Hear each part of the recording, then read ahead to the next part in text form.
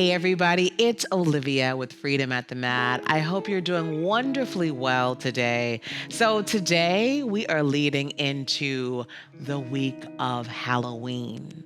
And Halloween always has us focused on becoming someone else, looking like someone else, an impersonation as you will. And that's fun. I've done Shaka Khan. I get like a long wig. I'm gonna probably figure it out this year as well. But what I thought I would do for this week is focus us around a theme that I got from the one and only Michele Obama's Becoming Journal, the book and the journal. And she has this to share about us becoming ourselves and us accepting ourselves. She says, "Your story is the most important part and most powerful part of who you are. Your struggles, your failures, and your successes, and everything in between. Remember always," she says, "to stay open to new experiences and never let the doubters get in the way." So what I want us to do just for a moment, I'd like for it to be a journaling moment. You have your journal nearby, pull it out, but if you just kind of want to be mindful, I want you to do as she does in this workbook assignment, where she has us identify a struggle that we have had in our lives. What is something that you have struggled with your entire life? Or perhaps it was just a moment. It was perhaps something with a child. You had a moment. It was a 10 or 15-year stretch, or something in your career where you couldn't get gainfully employed for a long period of time. Think about what is a struggle that you have experienced that perhaps none of your friends were able to identify with. It was something that was unique to you. If I think for myself, it's something that's been ongoing. It was always my weight, honestly. Ever since I was a little girl, I always struggled with my weight. My friends could never understand what the issues were because most of them, when we were in high school and junior high, were thin, quite honestly. So that struggle with weight and constantly obsessing about what I was eating and not eating were always with me, right? A failure. The next thing she asked us to do is to identify a failure that we've had in our lives. Has there ever been anything that you just, according to the world, you were a failure at? Perhaps you tried to be a dancer or a singer, or you went to school and you failed out the first semester. What's something that you failed in, right? I think of myself and I think of, I graduated from University of Missouri and then I moved to Chicago and got this great job. And then my fourth job in Chicago, I got fired. And there were a lot of different things that kind of led up to the firing that we could say were really on my boss's end. But at the end of the day, I got fired. I felt like I was a failure, and I had to live with that for a really long time, and I had to repair my self-esteem because I thought I was a big shot. I think I was like 25 years old then, and I had gotten fired, right? Didn't matter who was right or who was wrong in that scenario, but I had failed. And then lastly, she asked us to chronicle a success. What is something that by your own particular merit, you say, I was successful at? And maybe the world and your family also said, yeah, Sharon was definitely successful at that. When I think of success, I define it now based on how my soul and my spirit feels.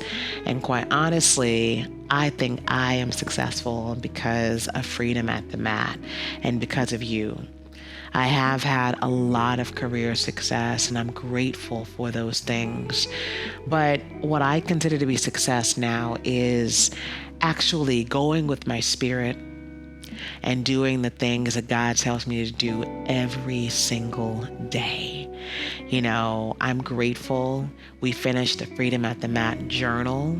So I wrote a book that feels really successful. But what feels more exciting to me is that I'm able to connect enough with my spirit to be vulnerable every single day. Monetary wealth does not mean as much to me at this age, right? As it did when I was younger. Now I realize it's being able to go through a struggle, to have failures, to acknowledge those failures, and then to also stop and acknowledge your successes as well. So with that, I invite you to, for a moment, just come to an easy pose, cross-leg position, spine erect, palms facing upwards, and just feel the energy that's surrounding you in this moment. Connect with your breath. Connect with who you are. Yes. What makes you you? As you grow older and wiser and experience who you are, I invite you today to acknowledge any struggles that you've struggled with throughout your life. Anything that you might have told yourself you couldn't do, or someone else told you you couldn't do, or someone else said that you can't have this because you look like this or because you don't have that. So any amount of struggle and tension in your spirit, acknowledging that today. And as a dear friend says to me, nothing hurt a failure but a try. So something that you tried to do and it just didn't work out. The word failure is so heavy, but something that you tried to do that it wasn't the best look for you, right? But you learned. And then finally, I want you right now, with your eyes closed, to use this as a moment of celebration for something that you have been successful at doing. Inhale and exhale. Extend those arms out long.